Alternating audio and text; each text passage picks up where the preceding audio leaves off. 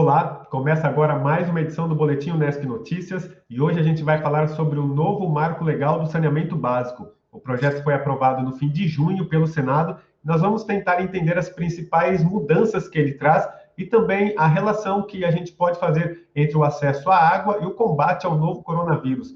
Participa desta entrevista o professor Rodrigo Manzioni, da Unesp de Tupã, especialista em recursos hídricos. Professor Rodrigo, obrigado pela sua participação. Obrigado a você pelo convite, Júlio. Saúdo aos colegas da TV Unesp. Prazer estar com vocês. Também está com a gente o professor Jefferson de Oliveira, da Unesp Ilha Solteira. Ele é o coordenador do Profiago, o mestrado profissional em gestão e regulação de recursos hídricos. Professor Jefferson, também agradeço a sua presença. Eu que agradeço a você, Júlio. Espero que tenhamos uma boa entrevista e consigamos realmente mostrar desmistificar um pouco esse novo marco legal tão importante que eu acredito que seja para o país. Com certeza. Bom, esse novo marco legal, né, como a gente acompanhou aí, foram quase 2 anos de discussão, né, até ele ser aprovado no dia 24 de junho no Senado, e a gente pode falar que são pelo menos 2 principais mudanças, né, uma maior abertura desta área para o setor privado e também o estabelecimento de metas, né, metas no sentido de captação de acesso ao esgoto tratado da população brasileira e ao acesso à água.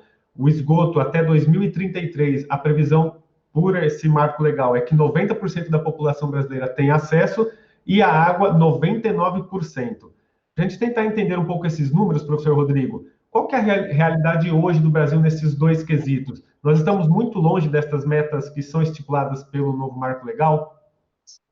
Muito longe, Júlio. São metas bem ambiciosas para o cenário de saneamento que a gente tem no Brasil. Quando a gente olha aqui para São Paulo, dificilmente você encontra um domicílio que não tenha água natural, né? Então, nós praticamente já universalizamos o acesso à água.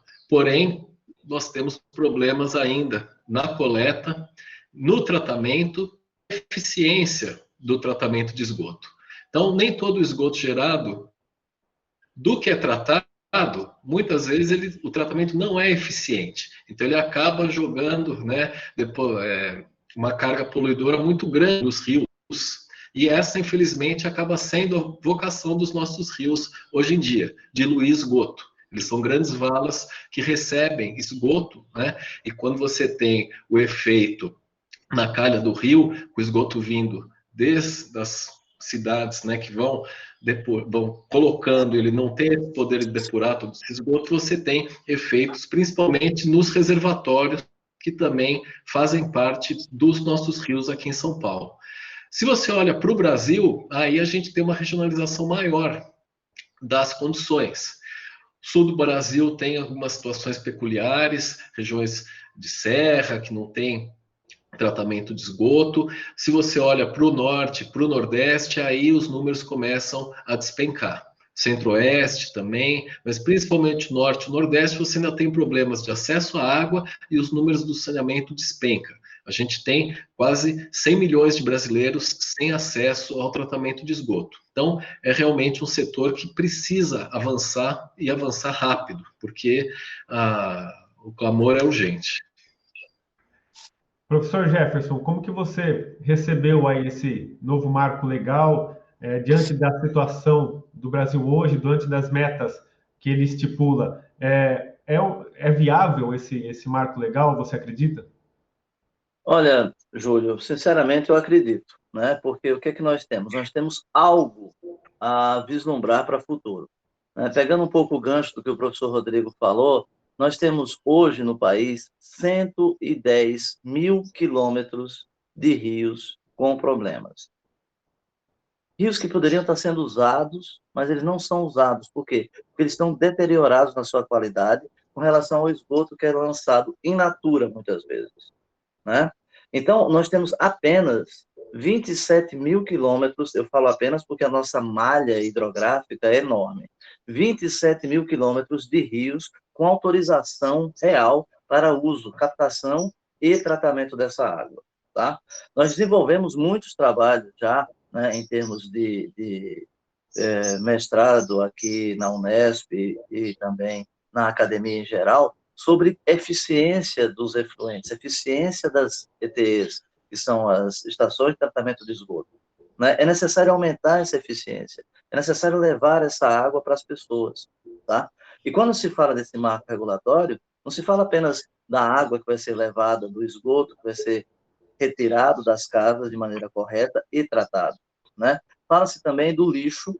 Nós temos inúmeros lixões aí a céu aberto que não são colocados em pauta, né? Eles só são colocados em pauta quando se passa alguma lei ou quando está próximo a vencer essa data para implementação, né, dos aterros sanitários controlados. Não se fala também na drenagem urbana, né, que infelizmente ainda no país é considerado como esgoto, ela não é uma água que poderia ser reutilizada. Então, eu acredito que o escopo geral, né, dessa formação, dessa matriz, ele tem que ser bem tratado, além também da possibilidade de aporte financeiro. É isso. Continuando, professor, com você ainda, professor Jefferson, uma das questões que mais geraram debates aí foi a questão da abertura maior para as empresas privadas entrarem nesse setor, né? Hoje, no Brasil, a maior parte desse serviço é feito por empresas públicas, empresas estaduais. Você acredita que isso é um ponto positivo? Como você avalia essa questão da entrada de empresas privadas nesta área tão básica? Bem, vamos lá. Se a gente pegar a situação do Brasil em relação ao resto do mundo, né, nós temos aí situações que são muito díspares. Né? Um país com a nossa economia ter tão pouco saneamento básico, né? Eu estou falando do básico, que é água e coleta de esgoto, não estou nem chegando no tratamento. Né? Isso vai do norte ao sul do país, né? Com índices baixos. Né? Se você pegar o valor montante do que vai ser investido, do que precisa ser investido para essa universalização que está sendo proposta até 2033, chegando até 2040, né? Eu vi isso do secretário de Saneamento do Ministério do Desenvolvimento Regional, a proposta é 2033, quiçá 2040, tá? Porque é uma proposta muito ambiciosa, né?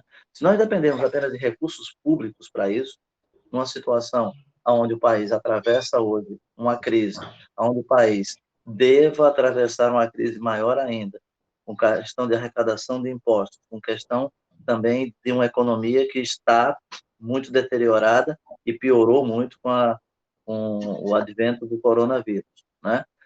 O setor privado aportar recurso é muito importante, porém, tem uma coisa que é muito mais importante, que é o controle, a regulação desse setor, certo? Nós temos muitos setores que foram privatizados, né, no passado. O setor elétrico, o setor de telefonia, e você tem que ter o quê? Um órgão regulador, uma agência reguladora forte, para que você consiga controlar e evitar problemas futuros, né, de falta de compromisso dessas empresas privadas com a população. Tá? Então, a população tem que ser atendida e de modo correto. A população tem que ter água, pouca falta de água. Porque o que está acontecendo é o seguinte, são 6% só hoje no país de água e esgoto que é controlado por uma empresa privada. Certo? Haverá lucro? Sim, haverá lucro. Né? É um lucro quase que garantido você aplicar nisso. Só que o que acontece? A desestatização ocorre por quê? Porque as empresas não cumprem. Por que elas não cumprem? Porque elas visam o lucro acima de tudo. Elas têm que visar a população. E é isso que o marco regulatório pretende implementar. Ela tem o lucro, mas que ela vise o bem-estar social, o bem-estar da população brasileira. Professor Rodrigo, como que você avalia aí essa abertura para a iniciativa privada desse setor básico? Você também concorda que a falta de capacidade de investimento público hoje impede um avanço nessa área também? Sem dúvida. E o problema não é novo, né? O problema do saneamento no Brasil é crônico, né? É uma doença que a gente não consegue colocar o remédio adequado. Isso tem uma série de razões. Uma delas é que o saneamento não dá voto, né? Então, não existe um interesse político, uma vontade política de fazer com que o saneamento avance. Então, o Estado peca por não investir no saneamento.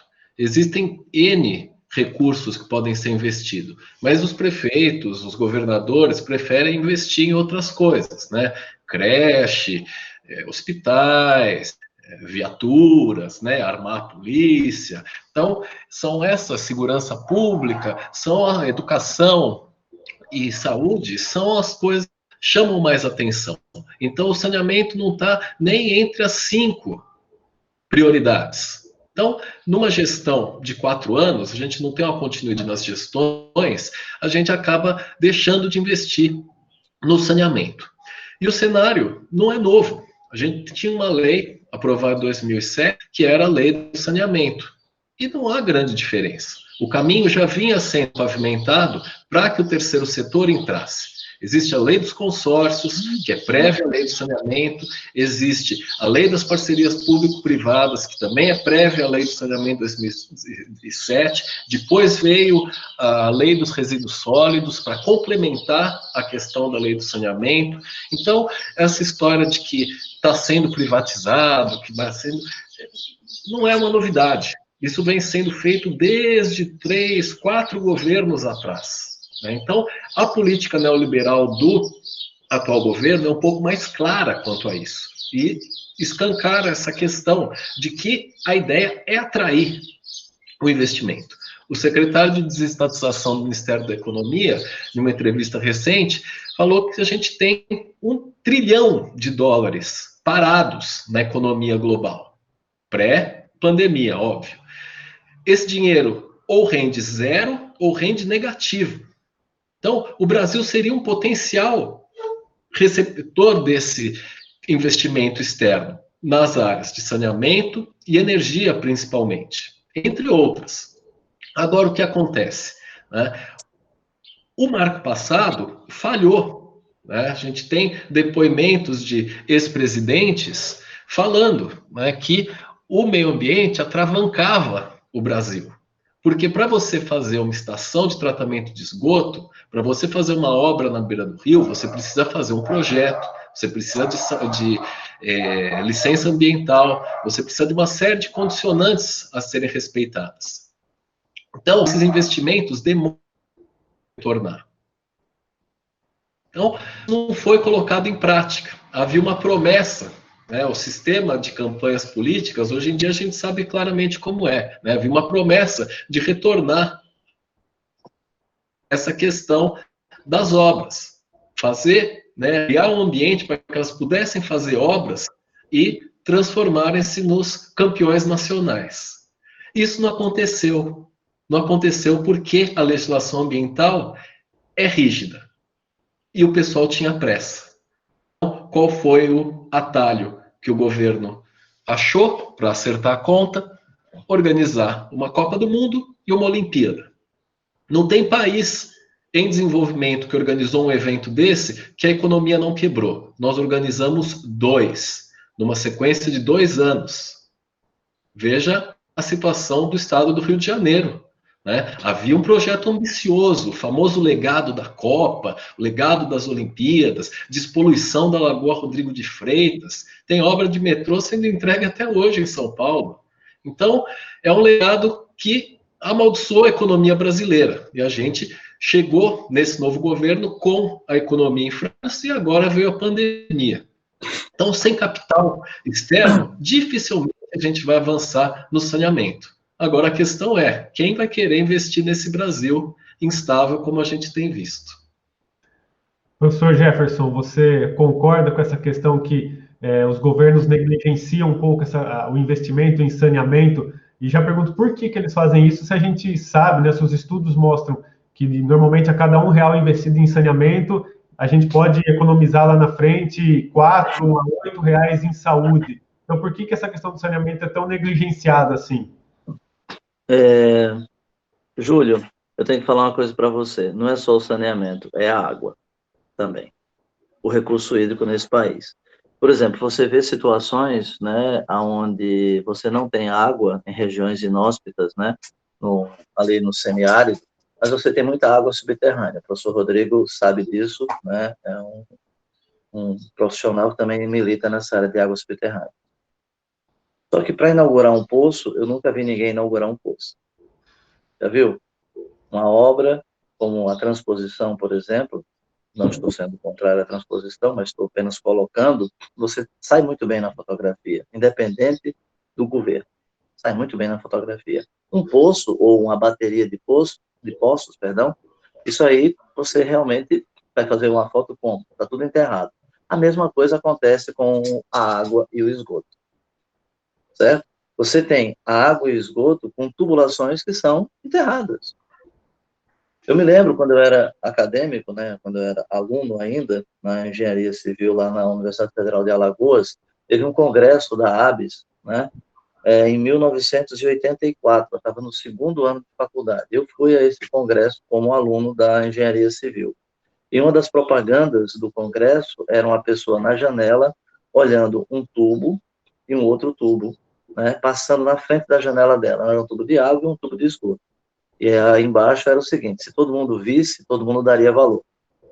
Então, veja, estou falando aí de 30 anos atrás. Mais, né? 36 anos atrás. O que é que mudou no país? Muito pouco, certo? Quando se fala de saneamento, se fala em saúde pública, tá? E quando se fala também nessa questão de saúde, né, se pensa não só na saúde do ser humano hoje, né? Você pode combater também o quê? Uma geração de problemas que vão surgir depois. Porque na hora que uma criança tem algum problema, né, na pequena infância, o desenvolvimento cerebral dela é comprometido. Certo? Por quê? Porque você tem aí uma dificuldade de desenvolvimento. Então, a gente tem que pensar que a geração atual, ela é muito responsável pela geração futura, certo? Então, é necessário que se tomem providências, que se haja, porque senão a gente vai passar de 33, vai passar de 40, vai chegar a 50, e se nós estivermos vivos aqui, certo? Nós estaremos discutindo a mesma situação. Tá? O marco legal, ele não é engessado, é bom que se frise isso, certo? Se você tiver uma companhia de saneamento privada que não estiver funcionando, ela vai ser colocada, se estiver bem regulamentado, fora. Olha, sai, entra uma outra, entra um consórcio de Estado, entra uma possível companhia pública também. Então, é necessário que se pense desse jeito para que se melhore a condição atual e futura, certo? A gente não pode deixar um país que já chegou até a sexta economia do mundo, né, com a situação de calamidade da Idade Média em relação ao tratamento de água, ao esgotamento do esgoto. Tá? Uma coisa também que é muito importante você lembrar a quem estiver nos assistindo é que é o seguinte: não é simplesmente a condição de retirar o esgoto. As pessoas têm que ser colocadas em condições muito melhores de habitação. Como é que eu vou fazer esgotamento sanitário em regiões de grande população, né, que se concentram em palafitas? Como é que eu vou levar água para essas pessoas? Como é que eu vou tirar o esgotamento de um morro? Eu tenho que melhorar essa condição, eu tenho que também investir com tecnologia muito melhor, certo? Uma coisa que nos aflige também são as comunidades indígenas, né? Como é que é feito o tratamento, a coleta do esgoto dessas comunidades? Será que isso também não as põe em risco? Tá? Então, é necessário se ver o global, se ver o todo, né? Uma parte é simplesmente uma parte se tiver o todo, e o todo, sem aquela parte, não vai ser o todo. Então, é importante que se frise isso, tá? Todos os aspectos, como eu já frisei lá atrás, né, de coleta de lixo, porque o lixo também é jogado aonde? Nos rios. E também tem um problema grave com relação a isso, que vão ver as enchentes depois, tá? Então, esse é um problema que a gente tem que realmente enfrentar, não fechar o olho, não fingir que está tudo certo, tá? E sempre monitorar, sempre estar alerta no que está sendo feito para evitar qualquer problema futuro. Gostaria de complementar uma questão, Júlio, que o professor Jefferson tocou num assunto que é importante, né? O Estado, ele tem que se preocupar com as populações mais carentes. Dentro das cidades, a gente tem dois universos, principalmente nas cidades grandes, a cidade legal aquele que paga imposto, o seu IPTU, e a cidade legal. O sujeito não tem um domicílio, não tem um CEP para receber uma correspondência, não pode receber uma ligação. Comunidades, né, que são mais carentes, mais vulneráveis, é ali que o Estado precisa atuar, né? E o terceiro setor, trabalhando no saneamento, desde que bem regulado, pode trabalhar muito bem. A preocupação é que nós moramos num país de corruptos, né? Então, a corrupção é um problema sistêmico também no Brasil que fragiliza essas parcerias privadas. Então, o Estado tem que se concentrar em regular, em prestar atenção. Existem N experiências mundo afora onde a privatização não foi bem sucedida e retornou para o governo, principalmente por tarifas abusivas, por não cumprir contratos. Mas a gente tem os tribunais de contas que podem ver isso, né? Qualquer pessoa do estado de São Paulo reclama de pagar pedágio. Quando você cruza a fronteira do estado, o seu carro começa a trepidar na hora. Olha as condições das estradas. Então, tem coisas que precisam pagar, né? Aí você tem que cobrar de quem pode. Eu duvido que um munícipe que tenha condição, se você falar, eu vou aumentar a sua conta de água em R$ 1 para os rios da sua cidade serem limpos, ele não vai pagar de bom grado. Então, essas questões precisam ser separadas. O saneamento não tem partido, sabe? O saneamento tem questão apolítica, onde as pessoas enxergam isso como um bem comum.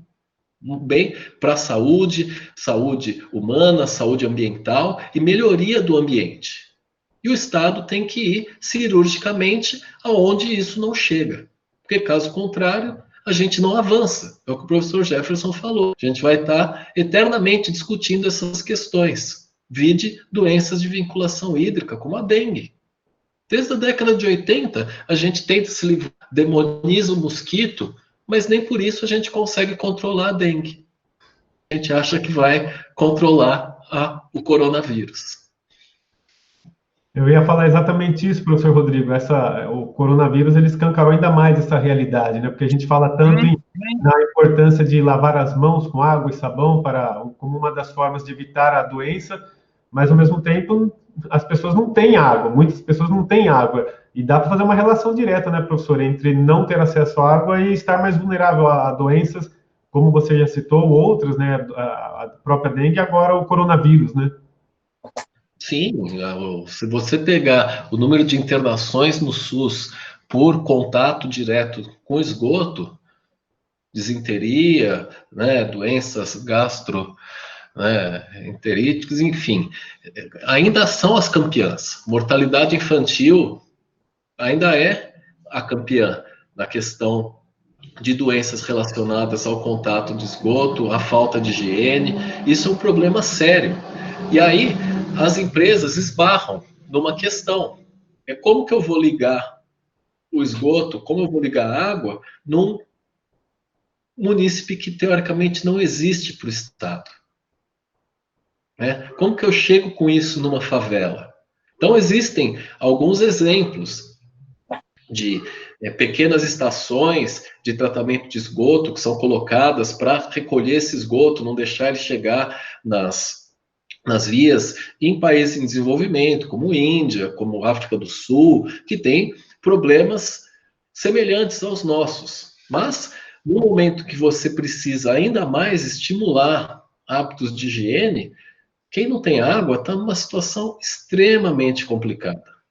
Extremamente complicada. E aí não adianta você passar álcool gel na mão e lavar a mamadeira, a chupeta da sua filha, do seu filho, com água suja, né? Cozinhar em condições precárias, não poder tomar banhos frequentes. Isso a gente está falando de uma população favelada, né, de São Paulo, da Grande São Paulo, de algumas cidades aqui do interior.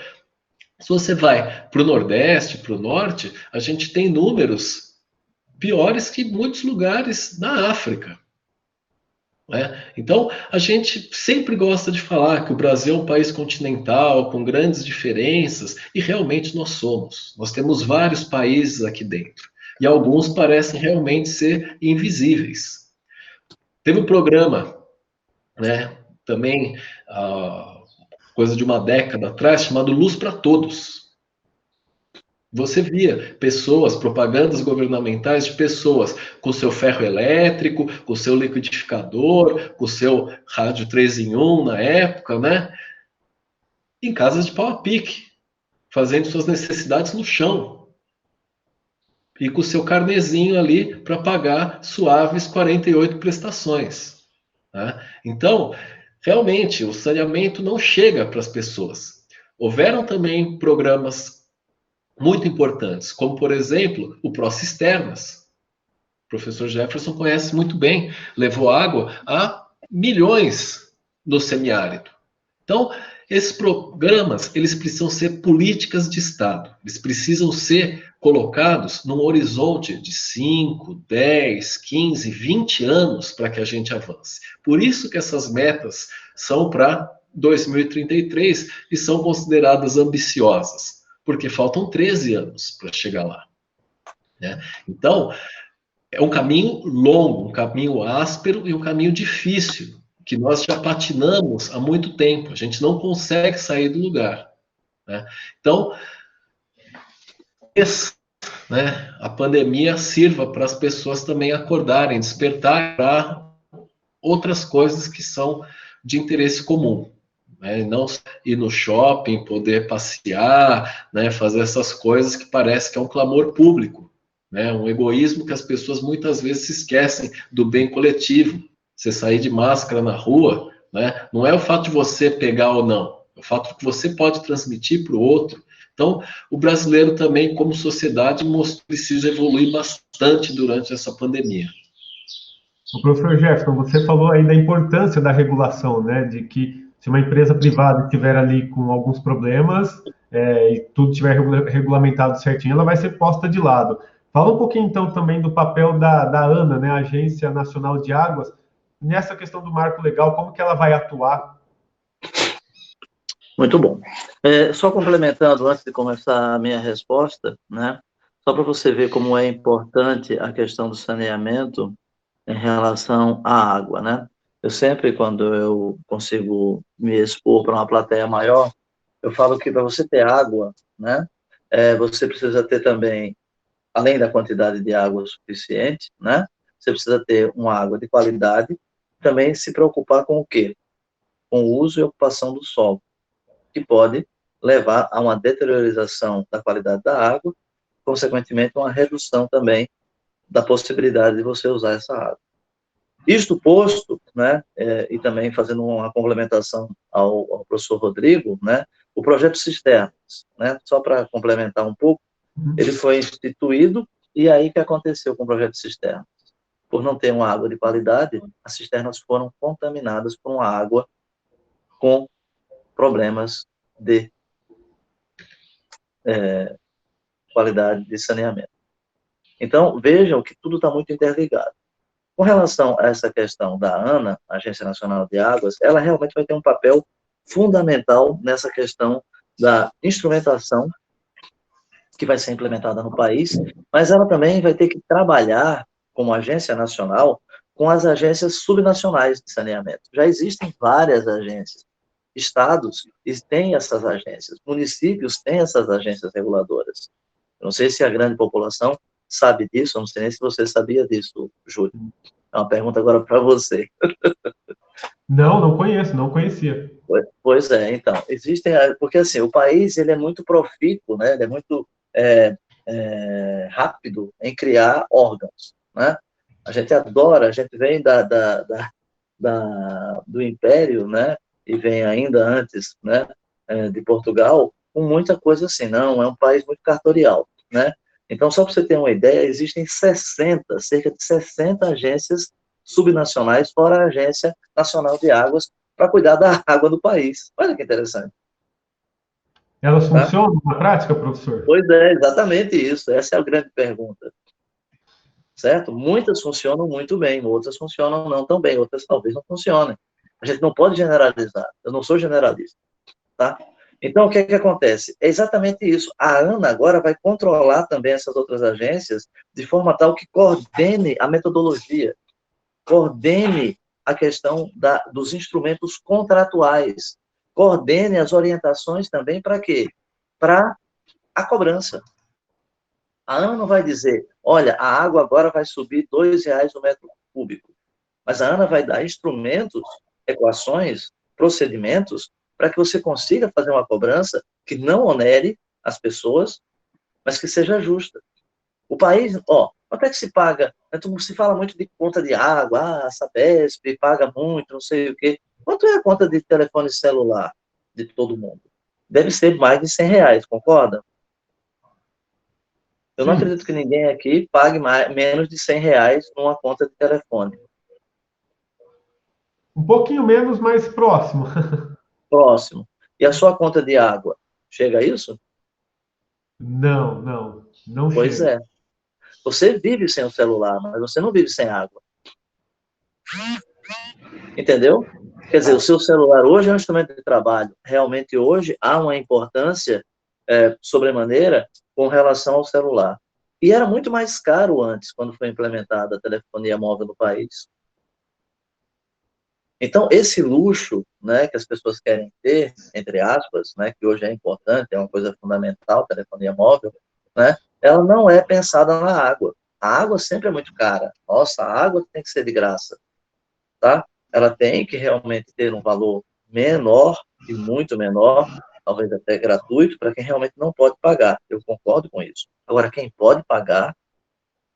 Uma coisa também que a gente tem que começar a enxergar é, por exemplo, eu estou aqui sozinho, né? A minha família está em outro local e eu estou aqui sozinho. Eu estou sozinho, eu não consumo a taxa mínima instituída nesse país, 10 metros cúbicos, né? Porque muitos estudos foram feitos e a taxa mínima é 10 metros cúbicos. Eu devo consumir aqui sozinho uns 3, 4 metros cúbicos. Por que eu tenho que pagar por 10? Porque o que me é garantido são 10 metros cúbicos, eu posso reduzir isso também. Porque o importante é que você economize, você use com parcimônia a água. E que você tenha também, consequentemente, menor geração de esgoto, menor geração de lixo. Tá? A gente tem que tentar educar a população de uma outra forma. Tá? Então, as diretrizes que vão ser instituídas pela Agência Nacional de Águas, né, elas vão ser muito importantes para também ordenar essa questão das outras agências, que são as agências subnacionais, assim, determinadas. Então, ela vai ser uma agência, a ANA será uma agência coordenadora, tá? A ANA, ela vai ter que se reestruturar, a Agência Nacional de Águas vai ter que se reestruturar para também coordenar essa questão, né? E não haverá a dicotomia, ou seja, a separação. Essa ANA cuida dos recursos hídricos, essa ANA cuida do saneamento. A ANA tem que cuidar de tudo. Se ela fizer isso, ela incorre num erro. Tá? Estou sendo bem enfático aqui. Se a ANA fizer uma separação, ela incorre num erro. Tá? As grandes áreas de hidráulica e saneamento desse país, elas são áreas de hidráulica e saneamento e se conversam, coadunam nas suas diretrizes. Tá? Você não pode dissociar uma coisa da outra, não deve, embora isso tenha sido dissociado durante muito tempo no país. Tá? Como também não deve dissociar a questão do resíduo sólido da drenagem urbana. São coisas que estão inteiramente e integralmente ligadas. Tá? Então, a ANA vai servir para isso. Tá? A ANA vai ter um grande papel, acredito eu, para ter todo esse arcabouço centralizado. Né? Porque essa descentralização, às vezes, ela causa alguns problemas. E problemas que são muito complicados. Né? E aí, o país ele descentraliza para quê? Para você ter maior poder, né? E alguém ter um pseudo-feudo para chamar de seu. Essa é que é a grande verdade. Professor Rodrigo, até para a gente encerrar e pegando o gancho da questão da educação que o professor Jefferson falou, o que dá para a gente falar aí em relação à população, né? Você acha que ela tem plena consciência dessa questão da importância da água que sai aí para quem tem acesso, né? Que sai das torneiras dela, ela tem consciência da importância de se preservar, e não só as pessoas, mas também as empresas que prestam esses serviços, né? Eu falo, por exemplo, aqui de Bauru, onde o desperdício de água muitas vezes chega na casa dos 50%, ou seja, metade do que é captado lá do Rio Batalha, que abastece boa parte da cidade, não chega às torneiras por falta de equipamentos obsoletos, por vazamentos, por uma série de questões. Então, tanto a população quanto as empresas, você acredita que essa questão da consciência tem que ser um pouco mais investida? Sem dúvida. Educação ambiental é um processo contínuo. A gente teve, no início dos anos 2000, um arranque muito forte com a Política Nacional de Educação Ambiental e uma geração inteira, né, recebeu uma formação adequada. Nos últimos anos isso tem mudado um pouco, né, e o meio ambiente acabou ficando para o segundo plano. Eu vejo isso pelos alunos que chegam hoje em dia nas nossas mãos, né? Como eles eram engajados ambientalmente há 10 anos atrás e hoje em dia, né, como isso acabou sendo diluído, né, nas escolas. Mas a população não entende, né? Acha que a água é um bem divino, que é Deus que manda, que por isso é de graça, que você pode pegar, né? Mas não é assim que funciona, né? Quando você paga pela água, você está pagando pelo serviço. O serviço de captação, que é uma bomba que vai tirar ela do rio, que vai tratar, vai tirar a carga poluidora, os sedimentos, vai deixá-la branquinha, bonitinha, clorada, a garantia de que essa água chega à sua casa, até o muro da sua casa, com uma qualidade apropriada. Isso é regulado, isso é fiscalizado, auditado, amostrado. Então, você está pagando por esse serviço, para você poder enfiar a boca na torneira e tomar água, né? Dificilmente você vai ter dor de barriga se você tomar água da torneira aqui em São Paulo. Agora, experimenta tomar água de um poço que você tem furado em casa, que era herança lá do seu avô, numa chácara. Experimenta tomar essa água para você ver o que acontece com o seu fim de semana, né? A qualidade não é a mesma. Você não faz as análises, você não toma as providências, né, para que essa água seja tratada, tem os problemas de contaminação. Então, a população ainda não consegue enxergar a cadeia como um todo, do fornecimento, da captação de água bruta até a hora que ela chega. E como o professor Jefferson falou, tubulação está enterrado. Então, coloca-se um peso muito grande na população, né? E vamos economizar água, vai faltar água, mas não é só ali, né? As concessionárias, a partir do momento que isso sai do Estado, que o Estado não está mais responsável pela distribuição da água, a empresa privada, cada gota que ela perde é o dinheiro, é o lucro dela indo pelo ralo. Então, isso também tende a melhorar, com as pessoas reformando as tubulações, que são muito antigas. As nossas taxas de perda são enormes. Para você ter uma ideia, aqui em Tupã, a gente tem um campo de prova para teste de vazamentos, coordenado pelo professor Fabrício de Almeida, que é uma parceria com a Sabesp. É um projeto de milhões de reais, justamente para melhorar essa questão da detecção de ventos através de vibrações, né? A tubulação treme, aquilo tem um fluxo dentro do solo, então você pode usar vários equipamentos, geofones, sensores para captar isso. Então, a Sabesp, que é uma empresa público-privada, tem um interesse direto nisso. A Sabesp não tem quem goste mais ou menos. Ou você ama ou você odeia a Sabesp, porque ela é, né, um negócio de bilhões de reais. Tem ações na Bolsa, dizem que o custo da água da Sabesp é maior, o que não é verdade. É em alguns casos, em outros não. Isso depende muito, né, de gasto. Então, tudo isso tem que ser colocado na ponta do lápis e ter uma agência que verifique isso. Então, a questão do desperdício ainda é um problema na tubulação de abastecimento doméstico, mas não é só ali. Desperdiça-se muita água também nas indústrias, uso de águas nobres, como águas subterrâneas, para fins pouco nobres, como resfriamento de caldeira, uma água que ficou ali 10 mil anos sendo purificada num maciço rochoso, você tira no solo, esfria uma caldeira e aquilo vira vapor. Sabe? Então, você pode investir em água de reuso, por exemplo, para fazer isso. Você pode criar linhas de crédito para indústrias modernizem os seus sistemas, tanto de água de eficiência do uso da água, como também de tratamento. Dificilmente você encontra aqui no estado de São Paulo uma empresa que não tem um tratamento de efluente adequado, porque ela sabe esse trabalho. Né? Então, ela fiscalizou todas as empresas e todas que se enquadrar. Já não funcionou tão bem com as prefeituras, com a questão dos aterros sanitários. Né? Tinha prefeito colocando a chave da cidade na mão do pessoal da CETESB. Eu não consigo dar conta do meu lixo, se vira. Né? Então, dependendo de como isso funciona, pode avançar, pode retroceder ou ficar no mesmo lugar como a gente está hoje em dia. Mas existem maneiras de fazer isso. Né? A gente viu a questão da energia eólica, a gente viu agora a questão da energia solar, também está tendo modificações, e o setor industrial precisa. Além disso, a agricultura também. Né? A agricultura também está precisando gastar mais água, nem sempre gasta essa água de forma eficiente. Então, não só criar linhas de crédito para que haja investimento, né, via BNDES, outros bancos, que fomentem o desenvolvimento, mas também formar pessoas capazes de trabalhar nisso. Não adianta você dar uma cisterna e não ensinar o sujeito a manter ela. Né? Não adianta você criar, né, todo um sistema sofisticado de tratamento de esgoto e não profissionais que possam operá-lo.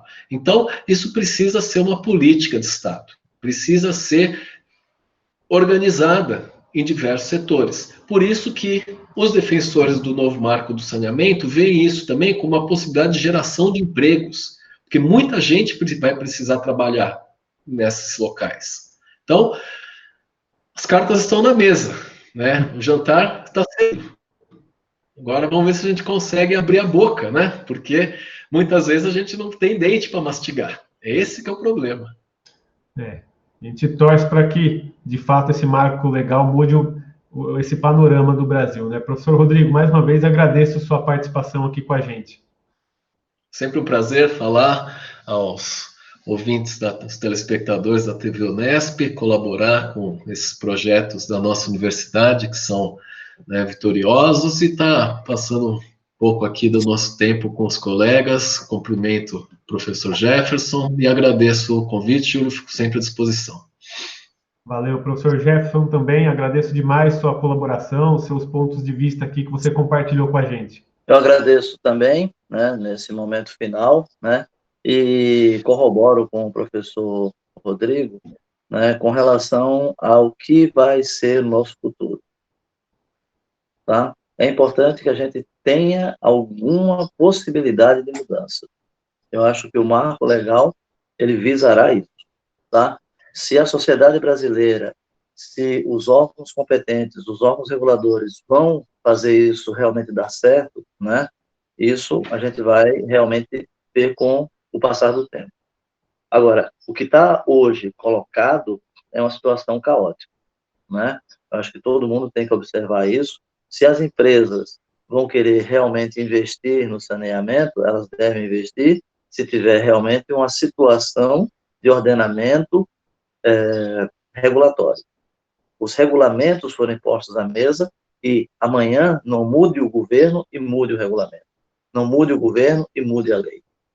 Então, é necessário que a gente também crie condições que sejam tênues, que sejam duradouras, para que a gente consiga vir a melhorar uma situação onde a tua filha tenha, que é jovem, uma criança, tenha um futuro realmente melhor. Onde também o filho de quem hoje vive numa situação de risco tenha um futuro melhor, igual da tua filha, tá? Nós tenhamos uma igualdade, pelo menos uma tentativa de igualdade na situação de futuro dessas pessoas. E na nossa atual, né? Nós temos uma pandemia onde várias capitais não têm água, né? Nós temos o sul do país sem água, né? Então, é uma situação muito caótica, né? Que deve ser enfrentada e deve ser vista a olhos nus, né? Com a realidade que ela se impõe. Muito obrigado mais uma vez pelo convite, pela oportunidade de estar expondo aqui as nossas ideias para o público telespectador da TV Unesp, né? E também dos canais aí e das redes sociais que nós fazemos parte, como TV Unesp, para dar o retorno à sociedade que nos mantém. Isso é muito importante, né? A academia está mais junta da sociedade, mais coesa com a sociedade que nos mantém aí prontos para ajudar e prontos para dar o retorno a essa sociedade. Muito obrigado a todos.